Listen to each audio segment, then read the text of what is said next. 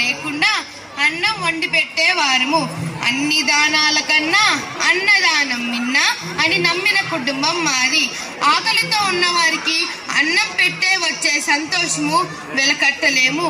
ఒకరోజు అంతర్వేది లక్ష్మీ నరసింహస్వామి గుడికి ప్రయాణిస్తూ వెళుతుంటే రోడ్డు మధ్యలో ఒక పెళ్లి బృందం ఎగురుపడింది. అక్కడ చిన్న చిన్న పిల్లలంతా ఏడుస్తూ ఉన్నారు. అక్కడ వాళ్ళు అన్నారు, ఈ ముందరే డొక్కా సీతమ్మ గారి నిత్యాన్నదానం ఉంది, అక్కడ వెళ్ళి భోజనం చేసి పిల్లలకు పాలు పట్టనన్న మాటలు నాకు వినిపించి నా ప్రయాణాన్ని నేను ఆపుకొని వాళ్ళకంటే ముందే వెళ్ళి భోజనం తయారు చేశాను. ఇంకొక రోజు ఏమి జరిగిందంటే బ్రిటిష్ ప్రభుత్వం నుంచి ఒకరు ఆకలితో మా ఇంటికి వచ్చారు. అప్పుడేమో కూరగాయలు నిండుకున్నాయి. ఏమి చెయ్యాలో అర్థం కాలేదు.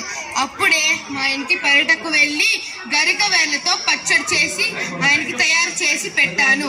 ఆయన ఆ పచ్చడి తిని సంతోషంగా వెళ్ళారు. గోదావరి వరదల సమయంలో లంక ప్రజలంతా ఆకలి కేకలు పెడుతున్నారని తెలుసుకొని నేను నా భర్త గారు వాళ్ళ కోసం భోజనం తయారు చేసుకొని తీసుకొని వెళ్ళి వాళ్ళ ఆకలి తీర్చాము. మా ఇల్లు తిరుపతిలోని నిత్యాన్నదానం అదేనండో డొక్కా సీతమ్మ గారి నిత్యాన్నదానం అని అందరూ అంటుంటే విని మురిసిపోయేదాన్ని.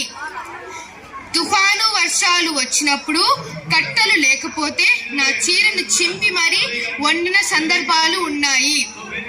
మా ఇంట్లో వారంతా పనివారి సహాయం తీసుకోమన్నా నా చేతులతో వండి పెడితే గాని నాకు తృప్తి ఉన్నదంటే నమ్మండి.